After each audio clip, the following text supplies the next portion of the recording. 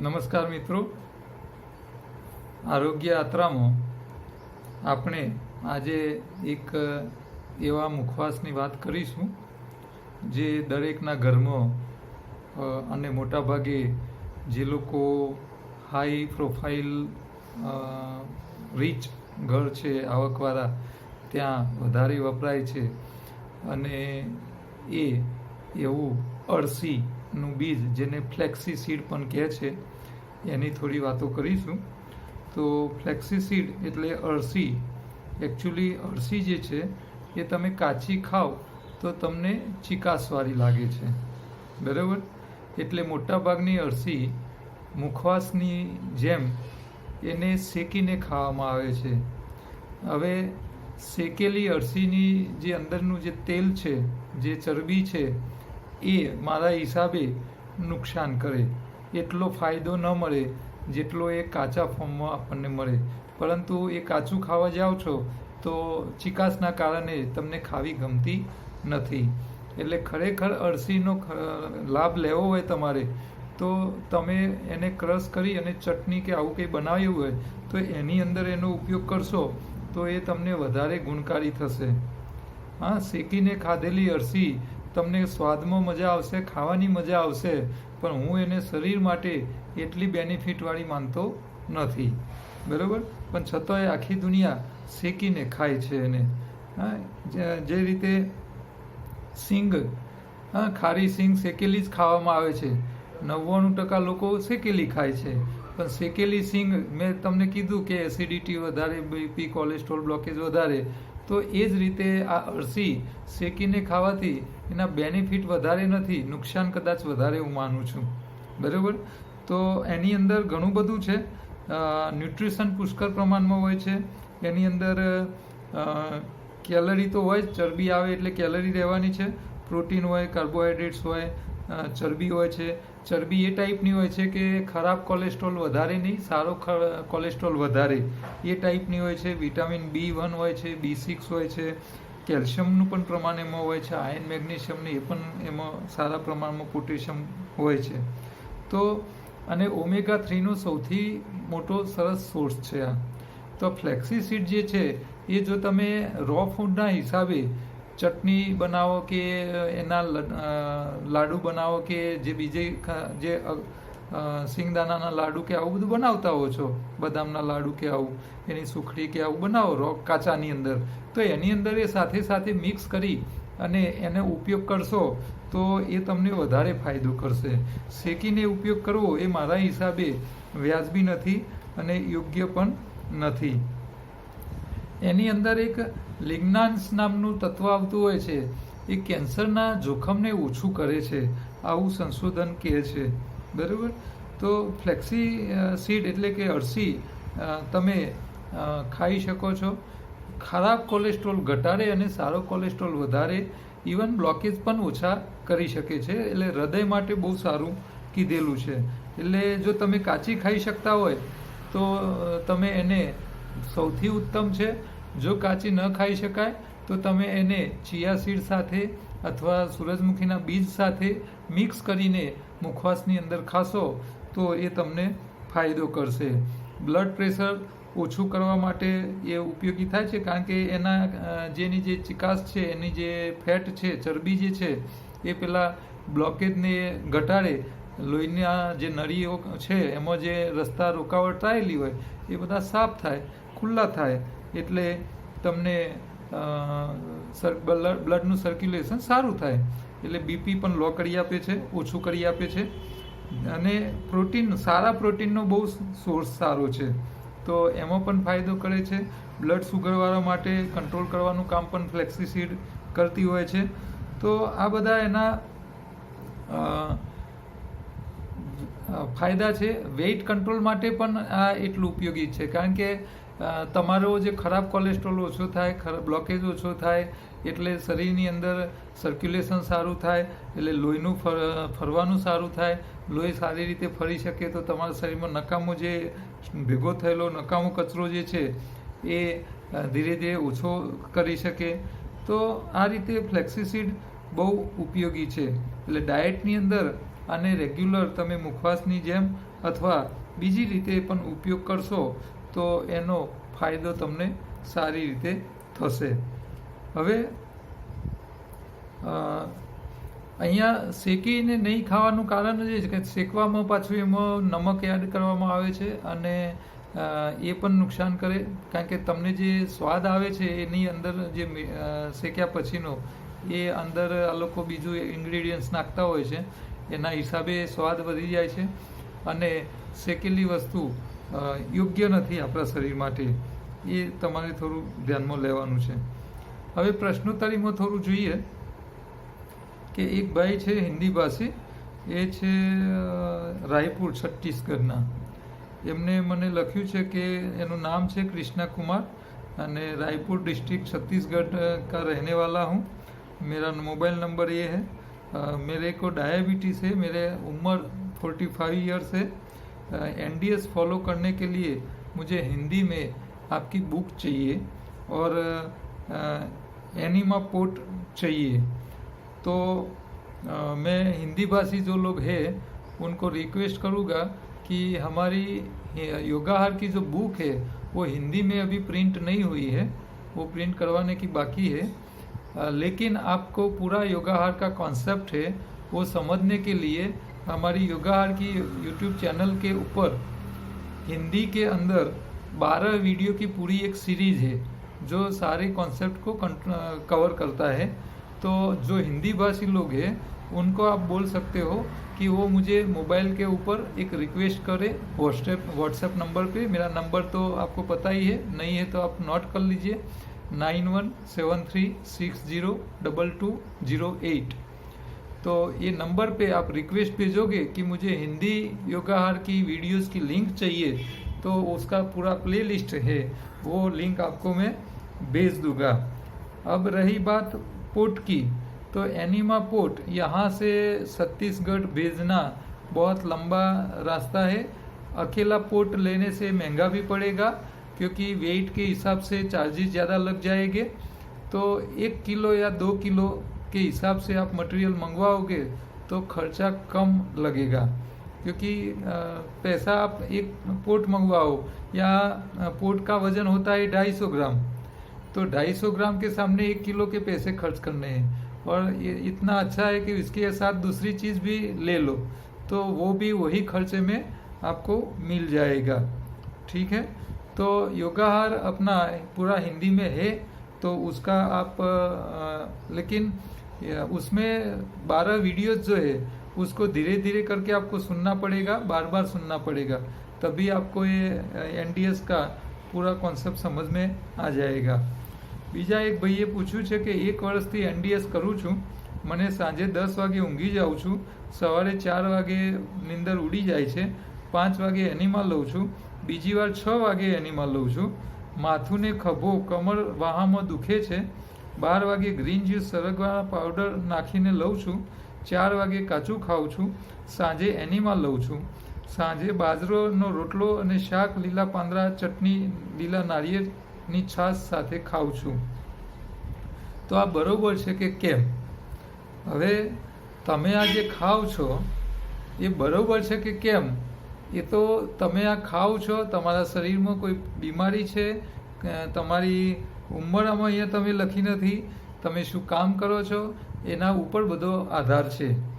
કારણ કે તમારી ઉંમર જો જવાન હોય તો જવાનનું એન્જિન પાવરફુલ હોય એટલે એને કંઈ સમસ્યાઓ જનરલી નડતી નથી. પરંતુ જો તમે વધારે પડતી ઉંમરવાળા હો તો તમે જવાન જેટલી વસ્તુ ખાય એટલું 60થી મોટી ઉંમરવાળી વસ્તુ વ્યક્તિ ખાશે તો પેલા વ્યક્તિને એની અસર જુદી આવશે, જુવાનની અસર જુદી આવશે. અચ્છા, તમે ખાઓ છો એના સામે મહેનત કરીને વાપરી કાઢો છો તો સમસ્યાઓ નહીં આવે, પણ જો આખો દાડો ખુરશી ને ખાટલો આ બે જ કરતા હો તો પછી ભોજન કરો એનું પાચન ન થાય તો એ સમસ્યાઓ આવે. તમે દિવસ દરમિયાન વર્કઆઉટ કેટલું કરો છો, શારીરિક શરીર પાસે શ્રમ કેટલો કરાવો છો, આ બધી બાબતો મેટર કરે છે. બરાબર? તો અહીંયા તમારી સિસ્ટમ ઓકે છે, પણ સવારે 5 વાગે ને 6 વાગે 2 વાર એનિમા લેવાની વાત મને ઘરે ઉતરતી નથી. તો સવારમાં 1 વાર વ્યવસ્થિત એનિમા લઈ લો તો 2 વાર લેવાની જરૂર પડશે નહીં. હા, લેવો જ હોય તો તમે બપોરે લો અથવા સાંજે લો, કારણ કે તમે સવારે એનીમાં લઈ અને આ ડાબી બાજુનું આંતરડું જો સાફ કરેલું હોય તો બપોરે શું થશે કે આ ઉપરવાળો મળ જે છે આંતરડાનો એ બપોરે પાછો તમારી ડાબી બાજુ નીચે આવ્યો હશે, તો એ તમે પાછો બપોરે એનીમાં લઈ અને કાઢી શકો છો, બરાબર.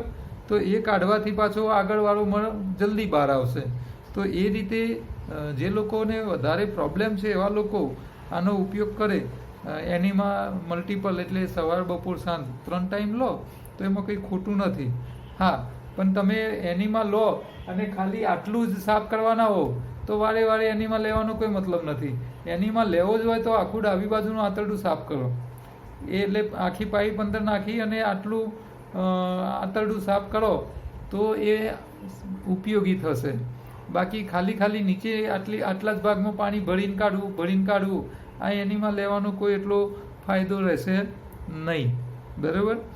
એમને માથું અને ખભા અને કમરમાં પાછળના ભાગે દુખાવો રહે છે તો એ દુખાવો જનરલી પાછળના ભાગે જે દુખાવા થતા હોય છે એમાં મેં જોયું છે કે આપણી નેચરલ ડાયટ ઉપર આવ્યા પછી ઘણા લોકોને પાછળ કમરમાં દુખાવા ચાલુ થાય છે. તો એ દુખાવા મોટા ભાગે કિડનીમાં પથરીના હોય છે. જનરલી શું થાય કે તમારા શરીરમાં કિડની બનતી જાય, કિડનીની અંદર પથરી બનતી જાય એટલે એ ફિક્સ જગ્યાની અંદર મોટી થતી જાય, એટલે મોટી થતી કિડની હલનચલન કરતી હોતી નથી, એક જ જગ્યાએ મોટી જ થયા કરે, બરાબર. એટલે એ દુખાવો કરે નહીં. પણ જ્યારે તમે કાચું ખાવાનું ચાલુ કરો એટલે શું થાય કે એ પથરી ઓગળવાની ચાલુ થાય. પથરી ઓગળતી જાય એટલે ત્યાં જગ્યા પડે, અને જગ્યા પડે એટલે એના હલનચલન થવાની જગ્યા મળે, અને એ ઓગળીને નાની થતી જાય. નાની થાય એટલે પેશાબ માટે બહાર નીકળવાનો પ્રયત્ન કરે, બરાબર. તો ઘણા લોકોને આવી સમસ્યા આ આપણી સિસ્ટમમાં આવ્યા પછી ચાલુ થાય, એટલે એને પથરીનો દુખાવો ઉપડે, ટેસ્ટ કરાવે, સીટી સ્કેન કરાવે એટલે સર ડૉક્ટર કહે છે કે પથરી ઉપડી છે. હકીકતમાં પથરી જૂની હોય પરંતુ એ કાચું ખાવાથી ઓગળવાની ચાલુ થાય અને એ બહાર નીકળવાનો પ્રયત્ન કરે એટલે તમને દુખાવો થાય. એટલે લોકોને એવું થાય છે કે કાચું ખાધા પછી પથરી થઈ. હકીકતમાં પથરી થઈ નથી, પથરી જૂની હતી, એ પથરી બહાર નીકળવાનો પ્રયત્ન કરી રહી છે ઓગળ્યા પછી. એટલે એમાં તમારા આ ડાયટ સિસ્ટમમાં આવ્યા પછી તમારા શરીરમાં પથરીઓ હતી એ તમને ખ્યાલ નહોતો, એ હવે ખ્યાલ આવ્યો કે જૂની હતી અને ઓગળીને બહાર નીકળવામાં પ્રયત્ન થઈ રહ્યો છે. તો આ જે છે એ ખાસ તમારે થોડું ધ્યાન રાખવાનું છે, બરાબર. તો પાછળના ભાગે જો થતો હોય દુખાવો તો ચેક કરાવી લો, પથરી હોય અને માની લો ચેક નથી કરાવવું તો તમે લીંબુ પાણી ઉપર રહો 2 દિવસ સરંગ. લીંબુ પાણી ઉપર રહેશો એટલે જે કંઈ પથરી હશે એ પીગળી હશે તો એ વધારે વાર પીગળી અને જલ્દી બહાર આવી જશે, દુખાવો એની મેળે મટી જશે. કાં તો કરોડરજ્જુનો દુખાવો હોય, તમે જો આખો દિવસ આમ ઝૂકેલી પોઝિશનમાં રહેતા હોય તો કરોડરજ્જુ અંદરની સાઈડે દબાઈ ગઈ હોય નાભીના પાછળના ભાગે તો પણ દુખાવો હોઈ શકે. તો એના માટે તમારે કરોડરજ્જુને પાછળ વાળવાની છે, બેક બેન્ડ કરવાની છે. તો આ તમારે થોડું ધ્યાન રાખવાનું છે, બરાબર. લીલા પાનનો ઉપયોગ ખાસ વધારે રાખજો ખાવાનો, કારણ કે લીલું પાન જે છે એ આપણો મુખ્ય ખોરાક હોવો જોઈએ. લીલું પાન જે આપણા શરીરમાં બેનિફિટ આપે એટલું કદાચ બીજો કોઈ ખોરાક આપશે નહીં. બીજા એક ભાઈનો પ્રશ્ન છે કે નમસ્કાર રાજેશભાઈ, આજના વિડીયોમાં એનિમા માટેની કંપની તરફથી મળતી જે આશરે 2 થી 3 ઇંચ લાંબી નળી જે તમે બતાવેલી તેનો હું ઉપયોગ કરું છું અને મને ફાવી ગયેલ છે, તો તેનો ઉપયોગ કરવામાં વાંધો નથી ને? મેં ગઈકાલે જે તમને પેલો સમસ્યા જે પાઇપ અંદર જતી રહેવાની સમસ્યા બતાવી અને વાતો કાલે કરેલી, તો એ આ પાઇપ જે છે એ પાઇપ આમાં 2 આવે છે, એક આવડી લાંબી આવે અને બીજી આનાથી અડધી સાઈઝની આવે નાની. આ એરિયા લગભગ 4 ઇંચ છે અને પેલી 2 ઇંચની કે 3 ઇંચ જેવી આવતી હોય છે, નાની આવે છે. હવે આ ભાઈ માર્કેટમાંથી એનીમાં ડબ્બો લાવ્યા છે એટલે આવી પાઇપ છે. તો અહીંયા આ પાઇપ વાપરવામાં કંઈ વાંધો નથી. અહીંયા તમારે ધ્યાન એ જ રાખવાનું છે કે આ પાછી અંદર ઘૂસી ના જાય, આ ધ્યાન રાખજો. બીજું કે આ પાઇપ જે છે એના ઉપરનો જે આગળનો ટોચનો ભાગ હોય છે આ ભાગ જરા અહીંયા આંગળી ફેવડી અને તમારે જોઈ લેવાનું કે અહીંયા તમને કંઈક અજુગતું એટલે ઘસારું પડે એવું કોઈ લાગતું હોય તો આ છેડો જે છે એને થોડો પથ્થર ઉપર કે એમરી પથ્થર ઉપર ઘસી અને આને સોફ્ટ કરી લેવાનું. કારણ કે જો આ પાઇપ તમે અંદર નાખો છો, મળમાર્ગની અંદર જાય એટલે શું થાય કે મળમાર્ગની આજુબાજુની જે દિવાલ હોય, ચામડી હોય, એમાં ઘસારું પાડે, ત્યાં કપાઈ જાય, ત્યાં ચામડીમાં ચીરો પડી જાય અને ત્યાં બ્લીડિંગ ચાલુ થાય. અચ્છા, તમને મસા થયેલા હોય તો એ પાછું ઓર વધારે નુકસાન કરે. એટલે આવી કડક પાઇપ આ જે ડૉક્ટરો વાપરતા હોય છે, આવી પાઇપ વાપરતા હોય છે.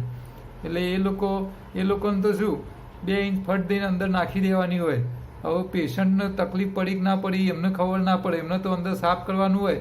અને આ જનરલી એનિમાનો ઉપયોગ ડૉક્ટરો, ખાલી ગાયનેક ડૉક્ટરો બહેનોની બાળકની ડિલિવરી વખતે જ આંતરડા સાફ કરવા માટે કરતા હોય છે. આ સિવાય એલોપેથીમાં એનિમાનો ઉપયોગ મોટાભાગે બીજા કોઈ કારણ માટે ઉપયોગમાં લેતા નથી. આ લોકો ડિલિવરી વખતે જ આનો ઉપયોગ કરે છે, એ સિવાય એનિમા વાપરતા નથી. અને એ વખતે પાછું સાબુનું પાણી ભરી અને પાછું એનિમા હાલે આ લોકો. કેમ કે પેલું આંતરડા ચોખ્ખા થઈ જાય તો પેલી ડિલિવરી વખતે જે પ્લેટફોર્મ ઉપર બાળકની ડિલિવરી કરાવવાની હોય ત્યાં ગંદકી ન થાય, એટલા માટે આ લોકો કરાવતા હોય છે.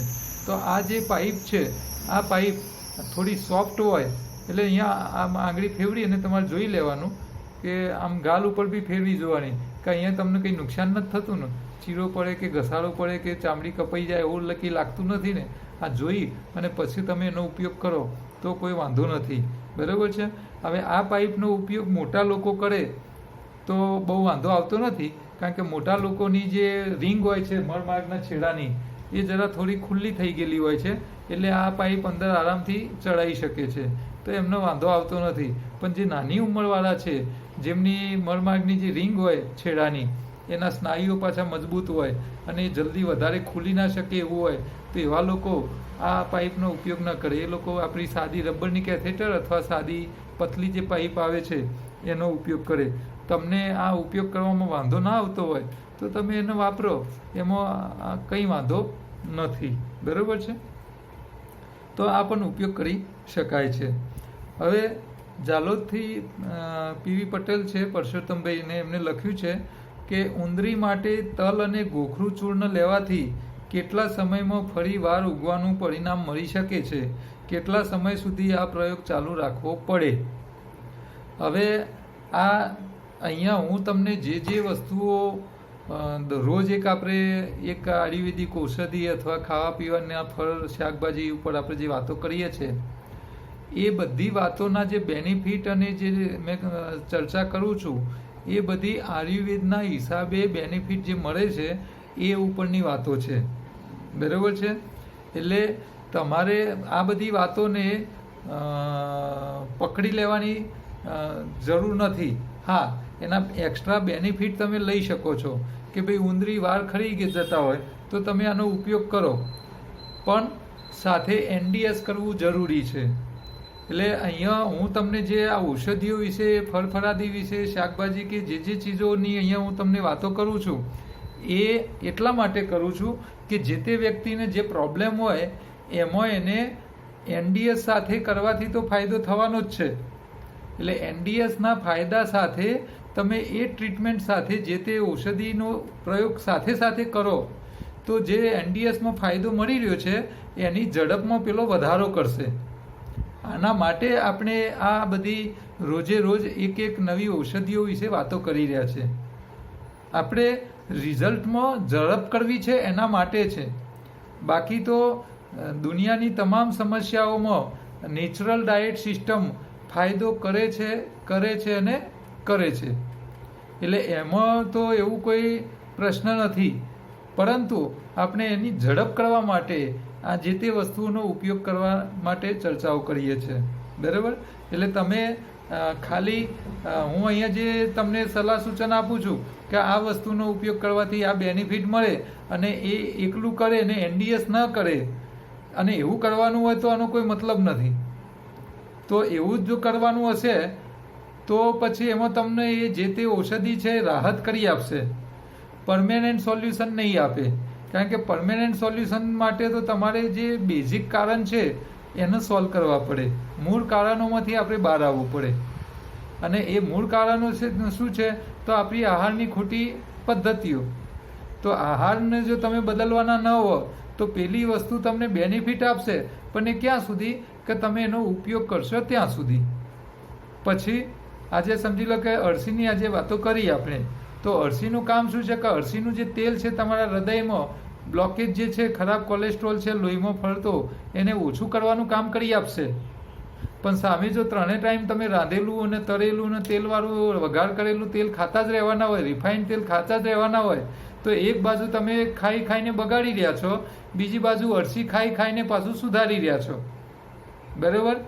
તો અહીંયા એક બગાડ્યું બી ખરું ને પાછું તમે સુધાર્યું બી, પાછું બગાડ્યું એ ખરું, સુધાર્યું એ ખરું. તો આ તો શું થાય? પછી આખી જિંદગી આ ખાતા રહેવાનું ખરાબ, અને સામે પેલું નાક કરીને સુધારતા રહેવાનું. તો આનો કોઈ મતલબ રહેતો નથી. આપણે તો બગાડવું જ નહીં, તો સુધારવાની જરૂર પડે નહીં. આ વાતો વધારે યાદ રાખવી. એટલે સમસ્યાઓમાં જે તે બીમારીમાંથી જલ્દી બહાર આવવા માટે આ હથિયારનો ઉપયોગ કરો. બરાબર છે? હથિયારનો ઉપયોગ કરીને તમે જલ્દી એમાંથી બહાર આવી જાઓ. પછી ફરી થવું ના જોઈએ, એના ઉપર ધ્યાન રાખવાનું છે. આ મહત્વનું છે. તમને કોરોના થઈ ગયો કે ડેન્ગ્યુ થઈ ગયો, ચિકનગુનિયા થઈ ગયો કે શરદી તાવ આવ્યો છે, તો એને બહાર કેમ જલ્દી કાઢવા એના રસ્તા અમે તમને બતાવીએ છીએ. તો તમે એક વખત સાજા થઈ જાઓ, પછી વારે વારે પાછો એ તાવ બોલાયા જ કરો, તો એ આવે ક્યારે કે આપણે 3 ટાઈમ ખા કરીએ, ડેરી પ્રોડક્ટોનો ઓવરડોઝ કરીએ, ખાવામાં કંટ્રોલ ના હોય, ભૂખ સાથે સમય સાથેની ભૂખ લાગે ને ખા કરીએ, તો પાછા તમે ફરી શરદીને તાવ આવવાનું જ છે. અને મેં પેલા ડૉક્ટર જેમ્સ બેનીનું એક સ્ટેટમેન્ટ તમને સંભળાયેલું કે દુનિયાની દરેક વ્યક્તિ એવરેજ 3 મહિને એલોપેથી ડૉક્ટરના પાસે ટ્રીટમેન્ટ કરાવવા જાય છે. એવરેજ 3 મહિને 1 વાર જાય છે. એટલે વર્ષમાં 4 વાર હોસ્પિટલે તંદુરસ્ત વ્યક્તિએ પણ જવું પડે છે. તો આ કેમ જવું પડે છે કે તમે એક વખત દવા લઈ આવ્યા, સાજા થઈ ગયા, ખાવાની પદ્ધતિ બદલતા નથી.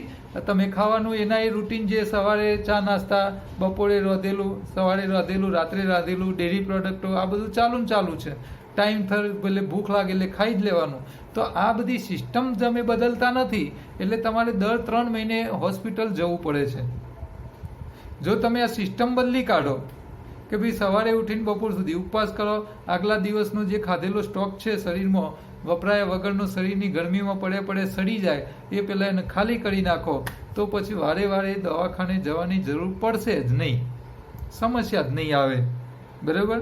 તો એ ડૉક્ટરે જે આપણને કીધેલું કે અમે પેશન્ટને જો રો ફૂડ ઉપર રાખીએ, પ્લાન્ટ બેઝ ડાયટ ઉપર રાખીએ, તો એ પેશન્ટનું મોઢું ફરી જોવું પડે જ નહીં. આખી જિંદગી ફરી એ પેશન્ટમાં મોઢું બતાવવા જ ના આવે. અને આવું થાય તો પછી ડૉક્ટરો બિચારા ભૂખે મરે. બરાબર? તો આપણે આ બધી ઔષધિઓનો ઉપયોગ જે કરવો છે એનો લાભ લેવો છે, પરંતુ દુરુપયોગ નથી કરવો અને એના ઉપર ડિપેન્ડ થઈને નથી રહેવું. આ વાતોનું પણ આપણે ધ્યાન રાખવાનું છે. બરાબર છે? હા. હવે બીજા એક ભાઈનો પ્રશ્ન છે કે સાહેબ NDS કરવા છતાં કોઈક વખતે ગળું પકડાય અને જીરણ તાવ આવે, તો શું NDSની સિસ્ટમમાં હજી ખામી કહેવાય? આ પ્રશ્ન બહુ સારો પૂછ્યો છે.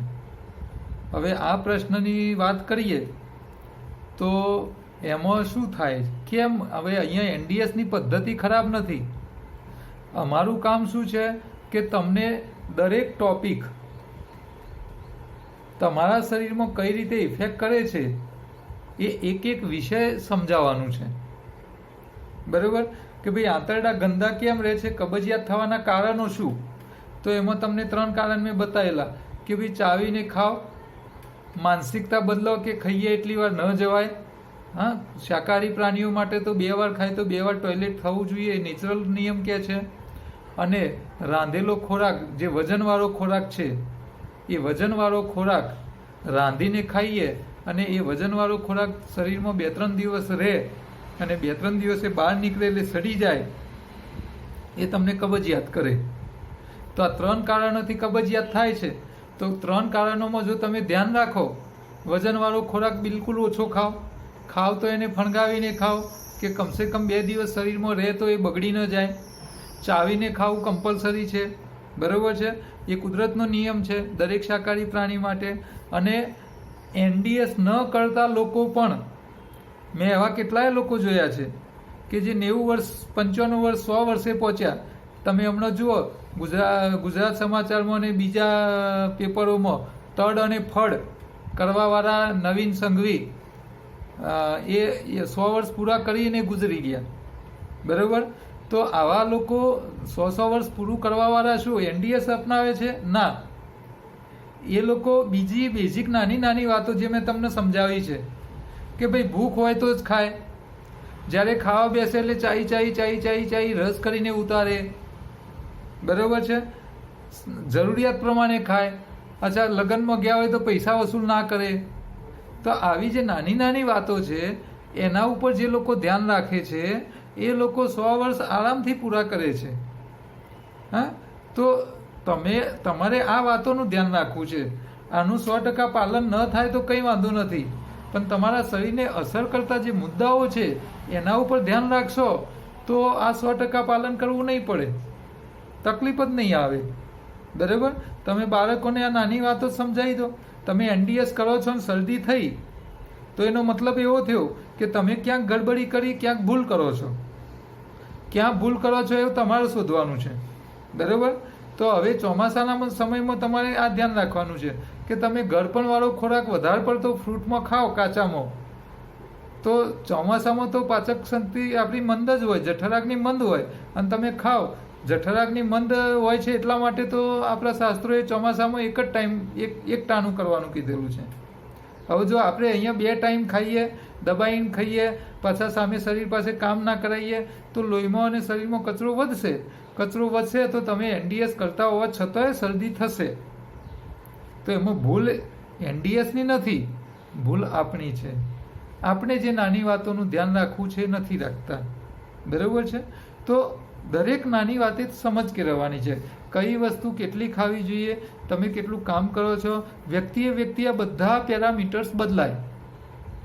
જો તમે સવારમાં યોગ કરો છો, એક્સરસાઇઝ કરો છો, હા, 1.5-2 કલાક પરસેવો પાડો છો, જીમ કરો છો, અને પછી તમને ભૂખ લાગે છે તો તમે સવારમાં ખાઓ. શરીર વાપર્યા જૂનો ખોરાક વાપર્યા પછી તમે આગલા દિવસનો સ્ટોક વાપર્યા પછી ખાઓ તો એમાં ખોટું નથી. તો એ ખાઓ, થોડું વાંધો નથી, નુકસાન નહીં થાય, બરાબર છે. આ તો એ ઉપવાસ એ લોકોને કરવાનું છે કે જે લોકો સવારે ઉઠીને ચાલવા જતા નથી. એવા લોકો માટે સવારથી બપોરનો ઉપવાસ આપણે કહીએ છીએ. આ ઉપવાસ એટલા માટે છે કે સવારથી ઉઠીને બપોર સુધી કંઈ ન કરે એના માટે છે.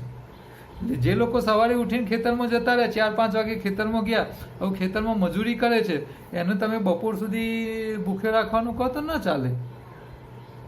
તો એને પછી અહીંયા કુદરતનો આ નિયમ પર ધ્યાનમાં લેવાનું છે કે એને કામ કર્યું, શક્તિ વાપરી, આગલા દિવસનો સ્ટોક ખાલી કર્યો, અને પછી ભૂખ લાગે તો ખાય, તો એને વાંધો આવવાનો નથી, બરાબર છે. તો આ બધા નિયમો જે છે એ શહેરી લોકો માટે જે એક્સરસાઇઝના નબળા છે, કશું કરવું નથી, અને એવા લોકો માટે આ બધા નિયમોનું જડતાપૂર્વક પાલન કરવું પડે, બાકી પાલન કરવાની જરૂર નથી, બરાબર છે. તો પાલન એટલે દરેક નિયમો સમજીને એના પ્રયોગ કરવાના છે તમારે. તમને બેઝિક ખ્યાલ હોવો જોઈએ. તમે ગળ્યું ખાવા બેસો તમને ખબર પડવી જોઈએ કે આ તો કેલરી છે, શરીરમાં શક્તિ આપશે, અને આ શક્તિ ખાઈએ તો એને શક્તિ રૂપે વાપરવી પડે, એટલે મજૂરી કરીને વાપરવી પડે. આ તમારે ધ્યાન રાખવું પડે. તમે ખાટી ચીજ ખાશો તો તમારા શરીરનો કચરો કાઢશે, એટલે તમારું વજન ઘટાડશે. હવે તમે પતલા હો અને ખાટું ખા કરો તો પાછા ઓર શું કહી જશો. તો આ વાતોનું તમને કયો સ્વાદ તમારા શરીરમાં શું કામ કરે છે તમને ધ્યાન હોવું જોઈએ, બરાબર છે. તો આ બધી વાતો આપણે ધ્યાનમાં લેવી જોઈએ. આજે હવે સમાજ ઉપયોગી તમારા કામની બીજી વાતોનો સમય રહ્યો નથી, તો હવે આવતીકાલે ફરીથી આ સમયે મળીશું, અને નવા ઔષધિ, નવા પાક, ખાવા પીવાની વસ્તુઓ સાથે અને પ્રશ્નોત્તરી સાથે મળીશું. નમસ્કાર.